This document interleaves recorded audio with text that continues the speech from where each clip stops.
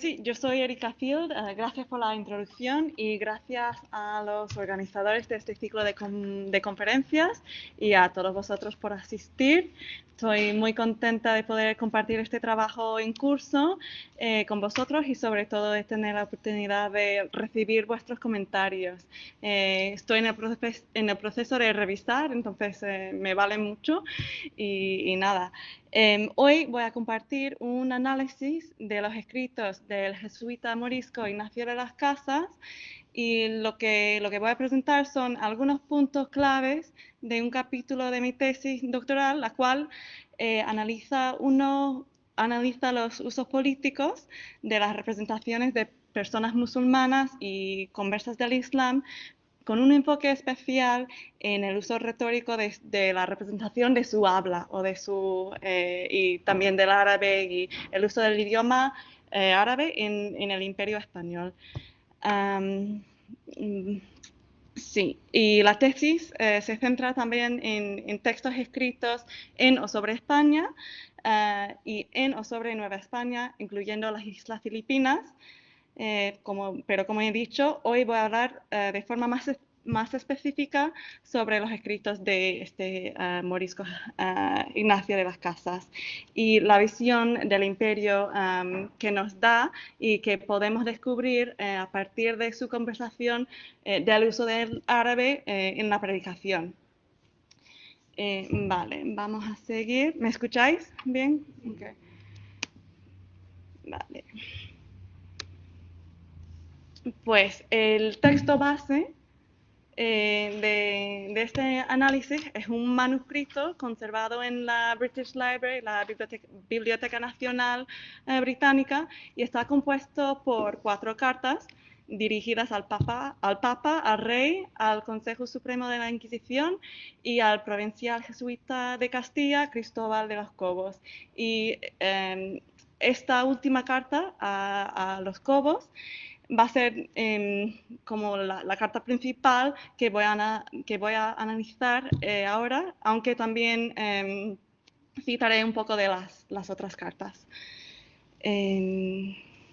Bien, vamos a seguir. Ok, sigo también aquí. Vale. Antes de adentrarnos mucho en el texto, también quiero hablar algunos puntos historiográficos. Así que creo que cabe destacar que Ignacio de las Casas participa en un debate sobre el uso del árabe para la predicación que remonta por lo menos hasta Hernando de Talavera, sino antes, que podemos también hablar de la época medieval, pero en fin. Interviene pues Ignacio de las Casas en una discusión junto con otros religiosos como Pedro de Alcalá, Martín Pérez de Ayala y Juan de Rivera. Todos los cuales discuten las ventajas, las desventajas del empleo del idioma en la predicación, sobre todo en Valencia y en Granada, ¿no? Hasta ahora, la historiografía sobre Ignacio de las Casas destaca que el jesuita promovía el estudio del árabe y su uso en la predicación de la doctrina católica en Granada y en Valencia. Y entonces esto es como el énfasis más importante que vemos. Y estoy muy de acuerdo con esta perspectiva y creo que se hace patente en sus cartas y podemos ver un ejemplo aquí y hablaré un poco más de esto en un segundo. Pero me interesa también traer a colación otras facetas de su argumentación, enfocándome de forma específica, como he dicho, en la carta que escribe a de los Cobos. También debería mencionar que además del enfoque o en la promoción, ¿no? No hay PowerPoint aquí. La promoción del árabe. También Ignacio de las Casas argumenta que es necesario que los predicadores tengan un conocimiento del idioma, del dialecto, ¿no? regional, porque dice que algunos moriscos, después de convertir, elaboran juegos de palabras para mofarse de la doctrina católica. Entonces es necesario el conocimiento del dialecto para poder poner fin a eso, ¿no? Vale, pero hoy, voy a seguir aquí también.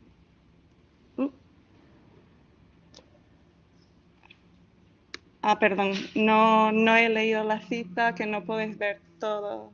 Entonces, la cita de la última diapositiva. Ay.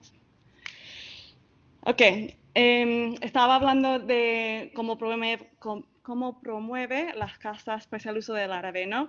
Y una cita de la carta que escribe al rey es esta. Dice, para convencerles los entendimientos es forzosamente necesario lo que he dicho, que haya hombres doctos en la lengua arábiga, ora sean cristianos viejos, ora de los suyos.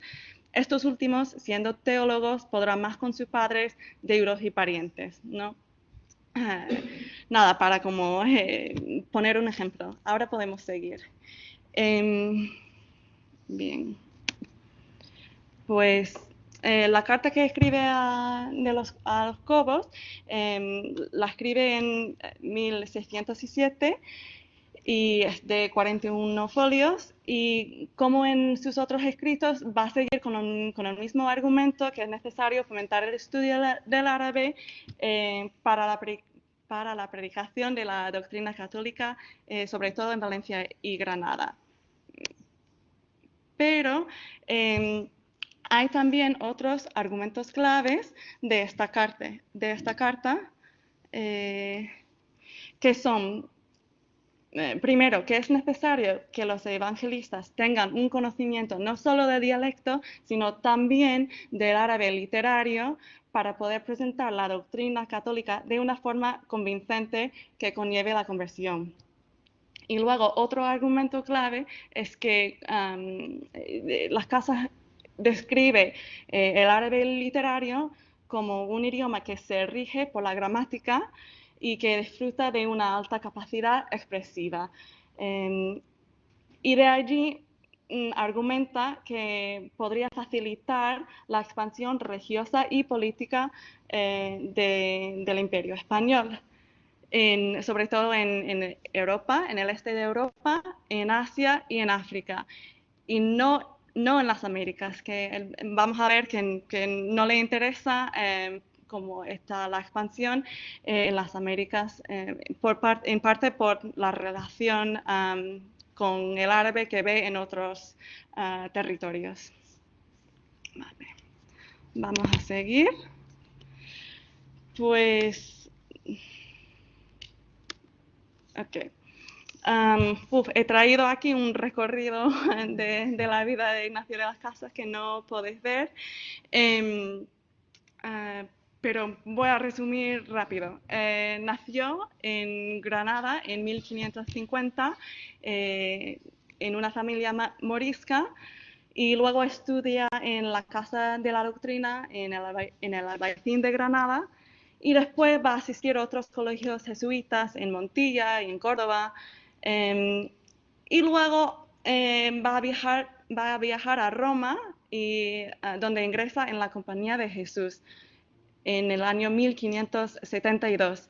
Luego, a partir de entonces, va a viajar un montón por el Mediterráneo como misionero durante pues como 20 años, ¿no? Dando vueltas pues va a Italia, después a Siria, regresa a España, va al Oriente, el Mediterráneo Oriente de nuevo. Luego vuelve a Granada en 1596, donde participa en la traducción de los libros de plomo del Sacromonte de Granada. Va a tener que marcharse de Granada después de entonces por el conflicto que tiene con el arzobispo Pedro de Castro. Y de allí va a trabajar como intérprete de la Inquisición de Valencia. Finalmente, llegando como al final de su vida, en 1605 hasta 1607, 7, escribe las cartas que forman parte de del manuscrito de la Biblioteca Británica. También creo que es importante señalar que la carta que escribe a los Cobos es porque va a haber una junta en Valencia y los Cobos pide pues un informe sobre cómo ve las casas que debe proseguir con la predicación en Valencia y Granada. Entonces la casa pues escribe esta carta expresamente para su uso en la Junta, pero muere las casas unos meses antes de esta Junta y no al final los prelados allí no tienen en cuenta mucho pues sus ideas. Vale. Aún así creo que es importante ver lo que escribió porque podemos sacar pues otras conclusiones de allí. Ok. Entonces, las casas abre su carta con una lista de 7 objeciones comunes al estudio y al uso del árabe para a continuación desarrollar refutaciones directas a cada una de ellas. Y en el PowerPoint vemos 2 ejemplos de estas objeciones y puedo leerlas para que podáis. En un segundo las leo. Y he elegido estas dos objeciones porque las casas responden de forma muy extendida a estas dos, ¿no? A lo largo de la carta. Entonces son para él muy importantes. Vale, dice, algunos, okay, tengo como una mezcla de una cita y no. Básicamente el problema que algunas otras autoridades españoles destacaron son que después de muchos años dedicados a la predicación entre poblaciones musulmanas, incluso los que usan el árabe no tuvieron éxito, ¿no? Entonces dicen que no sacaron más que el cansarse y concluir que había sido en vano su trabajo. Y luego el segundo bueno, he combinado. El primero es que esto es verdad con los predicadores que hablan árabe y luego el segundo punto es que lo mismo con los parientes, ¿no? Entonces, el árabe no forma parte de la cuestión, ¿no? Dicen, nadie se convierte, da igual el idioma que se usa. Vale. Las casas va a responder, por supuesto, a estas opiniones y dice, ahora cito, se ve claro por qué no han oído de buena gana a los prelados o predicadores. Por la misma razón no oyen a los descendientes de ellos que se han convertido bien, aunque sepan muy bien filosofía y teología, porque ven que no saben su lengua ni entienden su Alcorán y libros. Aunque saben su lengua vulgar y común, como los nuestros que saben español, pero no entienden ni saben latín. Entonces yo creo que está bastante claro, ¿no? Que la lengua vulgar no vale para la predicación y si no, tiene que ser el idioma literario clásico del Corán, ¿no? Y vamos a seguir a la siguiente diapositiva para leer otra cita que refuerza esta perspectiva. Las casas explica la importancia que el árabe tiene para los musulmanes. Dice, todos los que siguen al maldito Mahoma, cito, ¿no? Saben que el más importante artículo de su secta y que ponen primero es creer que su diabólico Alcorán es ley dada por Dios en la lengua arábiga y que cualquier cualquiera que le leyere y entendiere en ella no dejará de creerle y seguirle, y que todos los que le niegan y contradicen es por no entenderle y no saberle en ella, y tienen por muy cierto que en este solo en arábigo se cifran y encierran todas las verdades del Viejo y Nuevo Testamento. Vale. Tengo que cambiar aquí. Ok. Entonces, desde el punto de vista de las casas, la razón por la que los predicadores no habían tenido éxito desde la perspectiva misionera y luego se habían cansado de sus misiones es porque emplearon el árabe vulgar en lugar del árabe literario. Entonces podemos decir que la metodología lingüística no era la adecuada, ¿no? Y que pues básicamente cualquier persona que intentara convencerles de otra verdad sagrada en cualquier idioma que no fuera el árabe del Corán, pues era un mensajero muy poco convincente. Vale, vamos a seguir aquí y luego aquí. Voy a saltar esta diapositiva, seguir a este. Entonces, la solución que propone pues es el usar el idioma clásico, ¿no? Dice, para convencerles, esto lo hemos visto al principio, pero voy a destacar otras palabras para discutirlas después. Dice, para convencerles estos entendimientos es forzosamente necesario lo que he dicho, que haya hombres doctos en la lengua, ora sean cristianos viejos, ora de los suyos, bla, bla, bla. Entonces, creo que la palabra docto es importante aquí, sobre todo porque luego en la carta Ignacio de las Casas va a elaborar una sección autobiográfica en la que cuenta pues toda su formación con el idioma árabe para pintarse como un modelo, como un estudiante modelo del árabe, ¿no? Primero quizás para demostrar cómo es posible y también luego para crear un espacio o para presentarse como una autoridad, ¿no? Vale, entonces vamos a ver. Quiero hablar un poco más de esta sección autobiográfica. Vale, entonces, cuenta Las Casas que primero que no aprendió bien el árabe de niño en Granada, en esta sección. Luego también cuenta que aprendió a leer el árabe de forma independiente mientras estudiaba el hebreo con un tutor.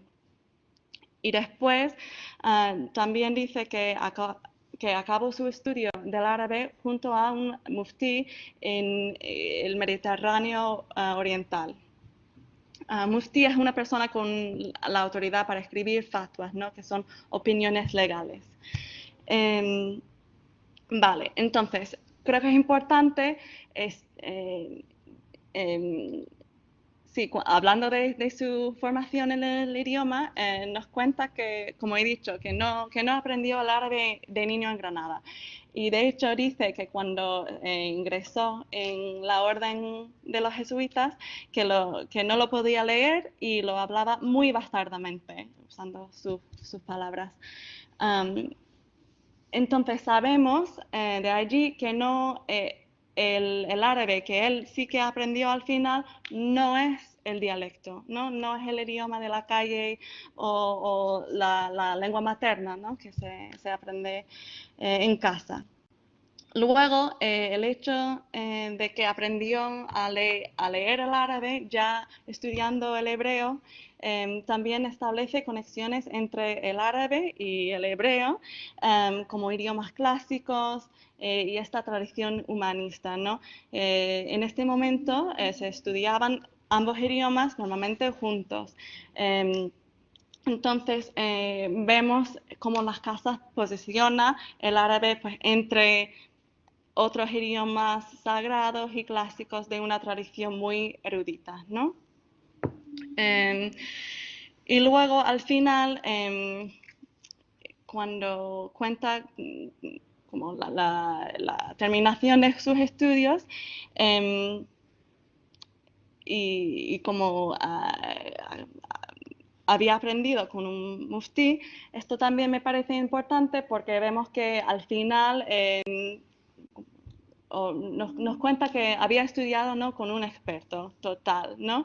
El muftí también seguramente le enseñaba el idioma literario, ¿no?, el idioma clásico.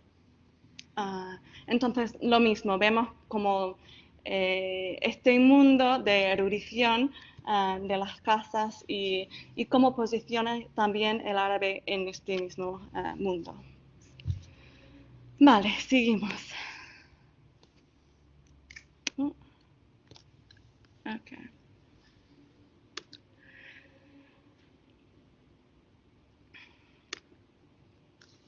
Ok, entonces, aunque a lo largo de su carta a Cristóbal de los Cobos, Las Casas habla extensamente sobre el uso del árabe en Granada y en Valencia, también se refiere de forma repetida a otras regiones fuera de la península ibérica, en las cuales cuenta que el idioma también se usa ampliamente. El mapa que Nos Casas desarrolla, no es un mapa real, ¿no?, pero como va nombrando ciudades y regiones, entonces nos crea un mapa. Vale, entonces el mapa de estas regiones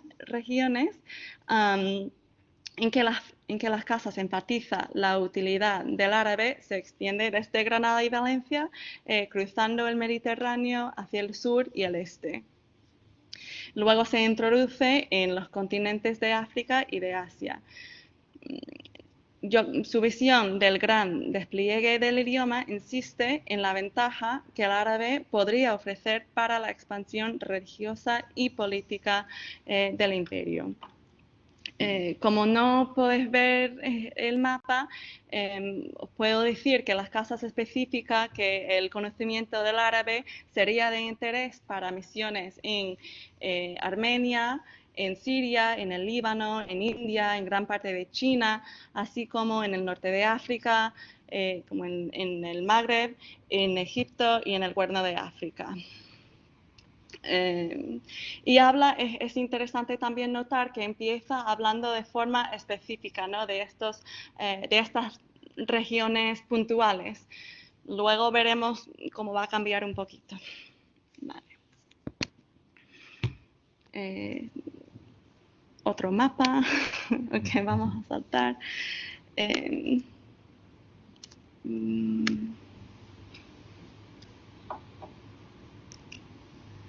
Perdón. Ahora me... Okay, sí. Ok. Quiero compartir otra cita para luego discutir otro argumento que vemos en la carta. Entonces, escribe, ¿quién no dirá que, siendo el pontífice romano vicario del Redentor en la tierra, tiene obligación de tener personas que pueden ir no solo a reducir las ovejas perdidas, sino a descañar las que piensan salvarse fuera de la iglesia, pues son todas almas remedidas con la misma preciosa sangre? Entonces, lo que quiero destacar aquí en esta cita es que Las Casas ve como obligación, ¿no?, del Papa el tener a gente que pueda realmente realizar estas misiones en todo el Mediterráneo, luego al norte de África y en Asia, los lugares que acabamos de ver. Después de enumerar, bueno, perdón, vamos a seguir.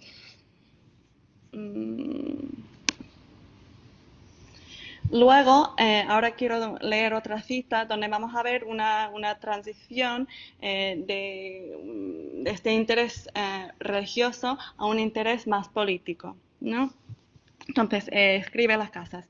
¿Quién no ve que sería grandísima gloria de esta nación que hubiese muy muchos que pudiesen pasear seguramente toda el África y el Asia y lo que de Europa posee esta lengua sin ser conocidos por extranjeros de ella y traer a su rey ciertas y seguras nuevas sin tener su majestad necesidad de espías de otras naciones que son a las veces fingidas y dobladas para la cristiandad? ¿Y qué gloria sería de este Supremo Señor para gobernar otros tantos reinos y lenguas diferentes sin intérpretes que suelen fingir y mentir?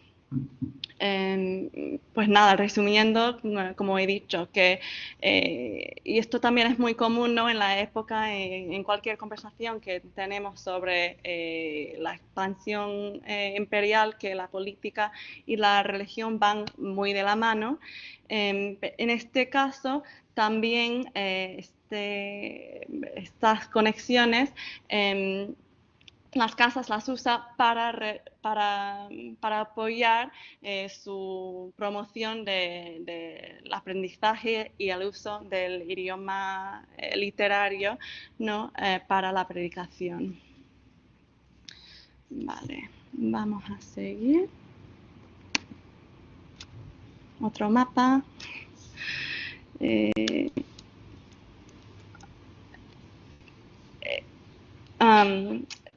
Pues tengo una imagen aquí de otro mapa. Básicamente, no sé si tiene. Lo que quería mostrar, que no podéis ver, pero empezamos con los puntos, los territorios específicos, ¿no? Y luego vemos cómo de allí Las Casas va a empezar a generalizar y va a empezar a hablar no de regiones o ciudades, sino de continentes. Entonces, podemos seguir. Y esto también lo podemos ver en la cita que acabo de leer, que dijo algo que como podríamos tener espías en toda África, en toda Asia, ¿no? Esta es la idea de volver ya estaba hablando a nivel continental. Vale. Ok. Ahora voy a seguir. Ok. Ya cambiando un poquito de tema, siguiendo con la misma carta y todavía el árabe, pero Las Casas va a describir la elegancia y la precisión del idioma. Okay, y dice, la verdadera razón de haberse dilatado tanto y conservarse es por ser ella elegante, copiosa, afectuosa y que tiene tanta propiedad para decir lo que quiere, que excede a muchas otras y una vez sabida tira tras sí los corazones. Y esta, con un término llano, dice cortés y galantmente cuánto quiere, y no creo que me alargaré si digo que en elegancia y copia no cede a la griega y la china. Aquí como hemos visto, Las Casas describe la capacidad expresiva del idioma y que puede, como dice, decir con un término llano exactamente lo que se quiere decir, ¿no? Esto es importante porque así puede servir como idioma para la predicación, ¿no? Y aquí vamos a ver un contraste con lo que dicen otros jesuitas del mismo momento, hablando de otros idiomas. Voy a seguir con una cita Uno de estos jesuitas que tiene otra opinión sobre los idiomas es José de Acosta. Y cuando él habla sobre los idiomas de México y de Perú, va a destacar que tiene que usar también palabras del castellano para poder expresar la doctrina, ¿no? Dice Acosta. Y debo decir que es muy probable que las casas hubieran leído los escritos de Acosta. Yusef al-Alawi también ha elaborado un estudio muy completo en el que como identifica muchos puntos en común de sus escrituras, ¿no?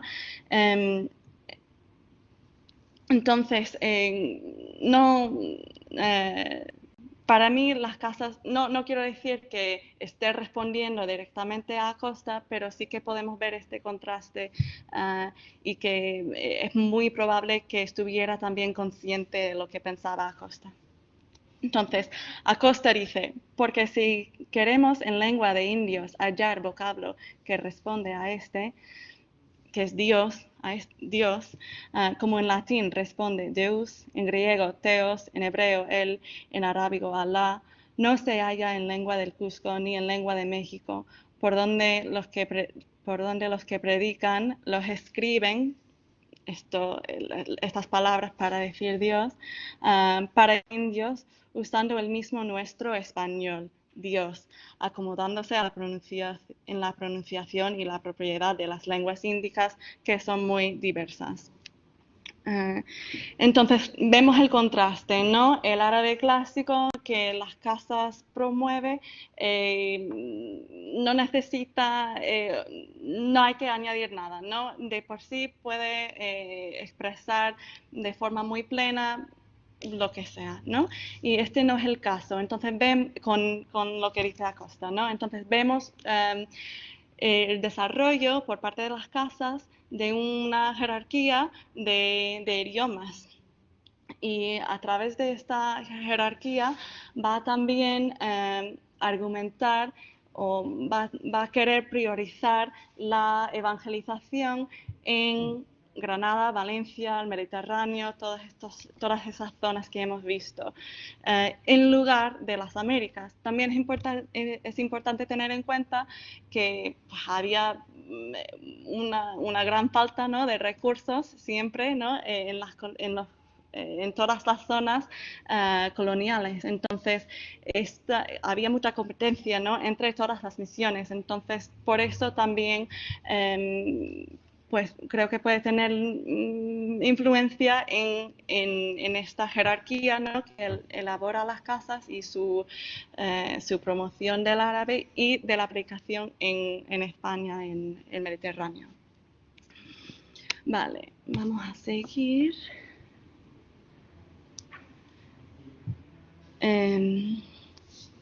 Vamos a ver otro contraste entre las casas y Acosta,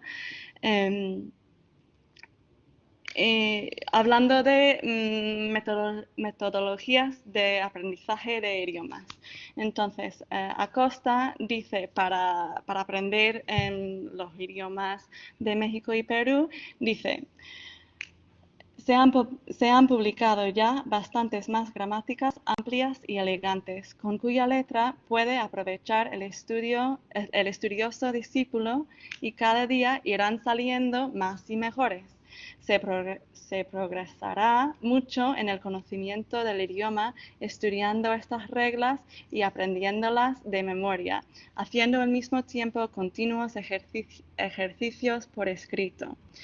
Pero todos estos ejercicios son ensayos de luchas de salón y academia, más bien que batalla verdadera. Hay que descender a la realidad y practicar en serio frecuentes conversaciones con los indios, y de allí hay que pasar a la predicación y sin miedo.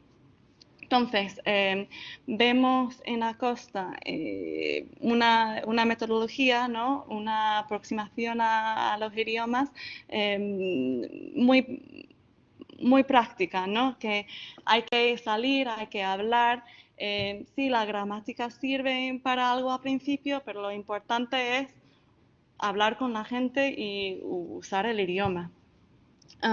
Y esto yo creo que es muy diferente de lo que hemos visto con las casas, que dice que pues hay que estudiar con un mufti y da mucho énfasis, ¿no? en la A. También puedo compartir que otra manera, otra división del árabe que usa las casas para escribir el idioma es que habla de un árabe que se habla con preceptos. El Nahuía dice, Nahuía, que viene del Nahu, que es gramática en árabe, y luego da una lista de dialectos de árabe que no se hablan con los preceptos, ¿no? Entonces, en toda su carta, pues como hemos visto, le interesa más pues el idioma que se habla con los preceptos, porque este idioma ya es más universal, ¿no? Se rige por la gramática y por eso todo el mundo lo entiende. A Costa, en cambio, le interesa hablar con la gente y eso hace que, pues, hablando con la gente, ¿no? Que uno aprenda el idioma local, ¿no? Que se usa solamente en el sitio donde estás. Entonces, así podemos entender que a través de estas metodologías que Acosta y las casas tienen visiones diferentes de cómo, no solo como, perdón, tienen visiones diferentes no solo de cómo aprender el idioma, pero estas diferencias se deben a sus visiones imperiales, digamos. Vale, y aquí, para terminar,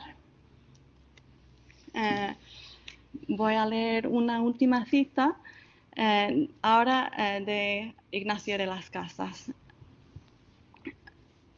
Dice, pues viendo los religiosos doctos que en España hay tan destituidas estas almas y que la necesidad de ellas es extrema, ¿cómo van a buscar otras Indias ni nuevo mundo, donde han de aprender nuevas y más bárbaras y difíciles lenguas que esta? Entonces, aquí vemos, para terminar, cómo las casas, a través del idioma, ¿no? Cómo las casas justifica la limitación de la expansión del imperio hacia las Américas y cómo justifica y cómo promociona, ¿no? La expansión hacia el este y hacia el sur. Así que, tomando todo esto en cuenta, creo que lo que podemos recordar como unas conclusiones es que las metodologías lingüísticas y las conversaciones sobre los idiomas también avanzan argumentos más generales sobre pues, cómo esa persona imagina o quiere que avance pues, la expansión colonial. Allí lo dejo. Muchas gracias.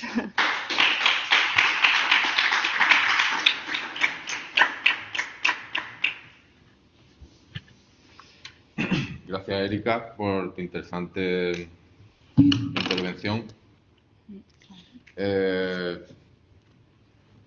A ver, yo lo que veo en los personajes que nos comentas, de Ignacio de la Casa y Acosta también, en realidad veo rasgos comunes en el sentido de que buscan, sí, son hombres que bien tienen la trayectoria que vienen, tienen la identidad que tienen, en cierta forma, y buscan de alguna forma resaltar el árabe como lengua del imperio, al final como una lengua útil dentro del imperio, como es un imperio policéntrico justamente, que es capaz de respetar las distintas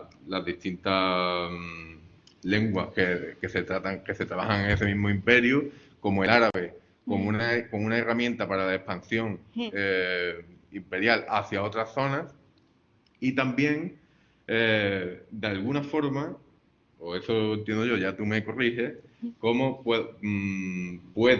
cómo ellos proponen, en cierta forma, una desislamización del árabe, es decir, dejar de identificar el árabe con el islam y empezar a identificarlo con el cristianismo para poder usarlo a la hora de expandirse y a la hora de o sea, no dejárselo simplemente un monopolio, que haya un monopolio otomano o turco del idioma, sino que se puede usar también en el imperio, en la monarquía hispánica, ¿no? Entonces, claro, y por otro lado, veo como las influencias del árabe en la población común pues son obvias porque, hombre, durante 8 siglos pues han estado hablando esa lengua y como el árabe justamente, o sea, lo que te quiero plantear es como esa desislamización del árabe también se plasma en cierta forma en la religión, en prácticas religiosas que vienen del Islam y que estas personas que llevan aquí muchísimos siglos y que son descendientes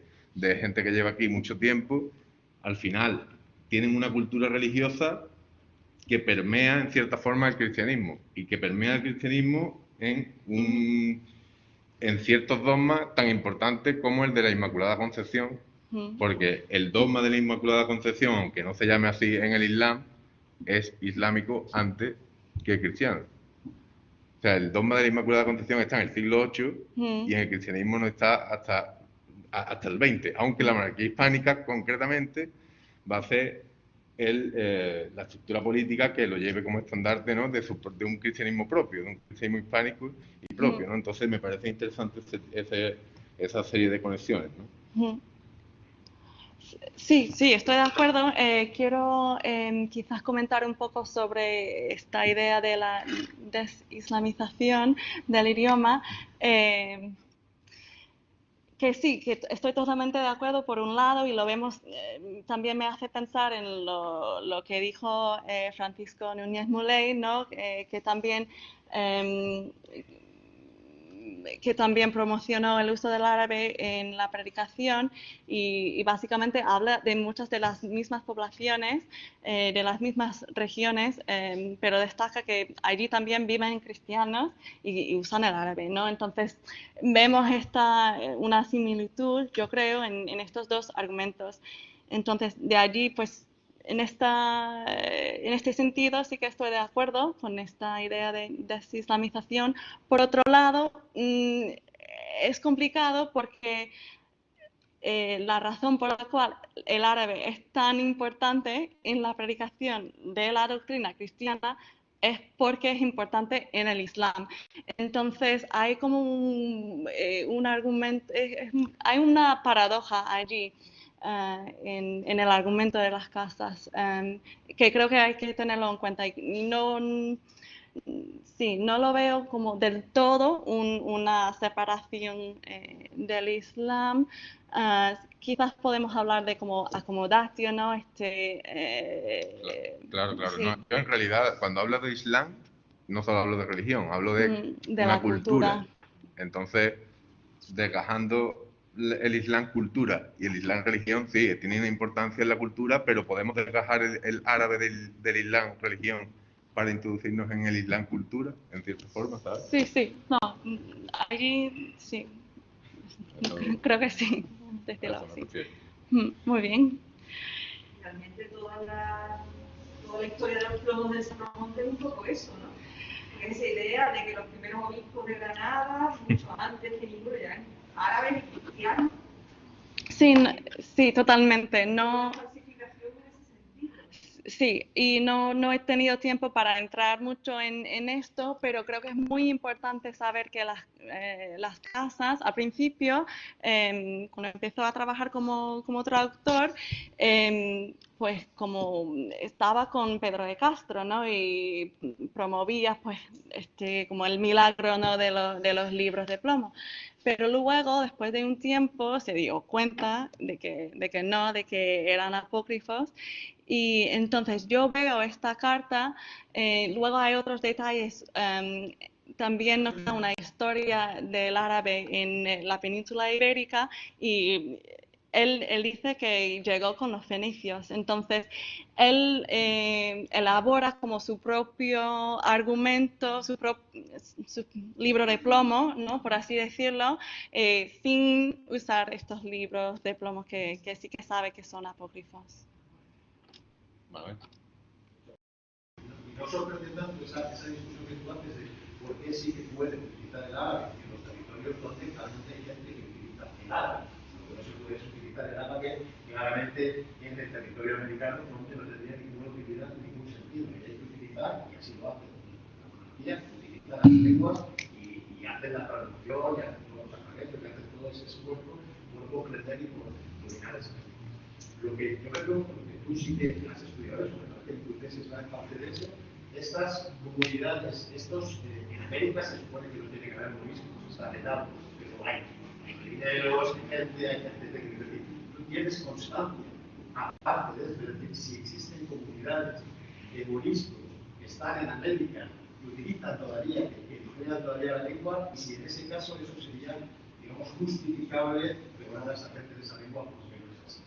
Pero bueno, No. ahí está también todo un debate que no me quiero mandar sobre el dialecto, ¿no?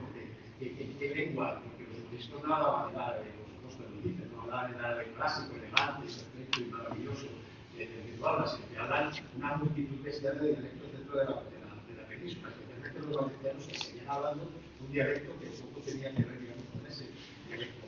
Es decir, se mete también en eso, es decir, yo no tengo su crítica al dialecto, que yo he entendido, que daba a entender un poco cómo se entiende ahí.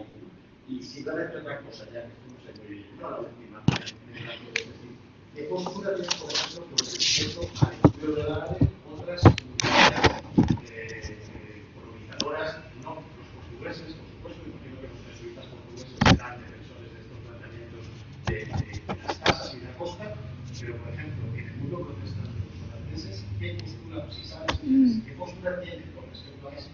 ¿Cómo utiliza el árabe? ¿Sabes que no? Que utilizar la lengua para hacer, ¿no? Es decir, o no se lo plantea, simplemente tiene un concepto fundamentalmente mercantil y por lo tanto Gracias. Si quieres recoger, sí, recogemos todas las preguntas, si te parece, o vale. prefieres responder. Pues son unas cuantas, si Sí, no te sí, hay importa dos, esperar un segundo y respondo a Manuel y luego... ¿Sí? O... Ah, vale, pues entonces sí, venga. Vale. Voy a encender mi micro. Ah, No, déjalo. Bueno, quito esa mascarilla. No, que a poco a poco haciendo lo que hice, yo me quedo con ganas de saber un poco la reflexión de estas propuestas y lo del mundo protestante.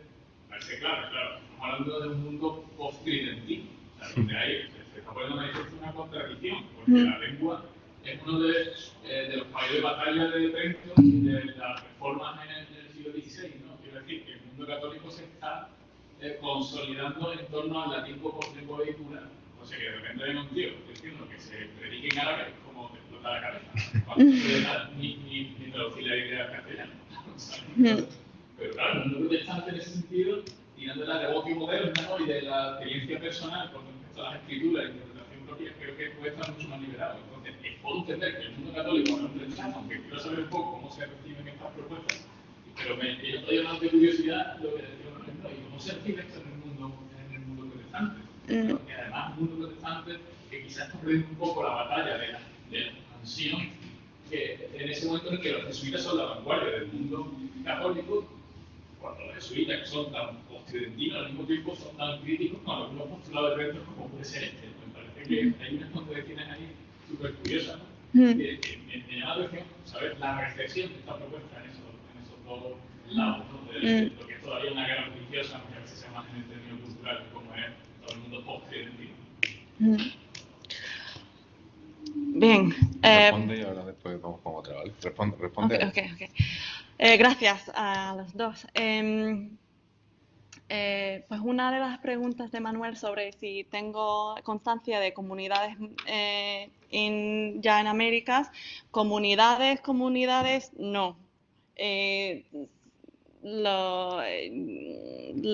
como las pruebas que tenemos de la presencia morisca o musulmana en las Américas son como muy, muy puntuales, ¿no?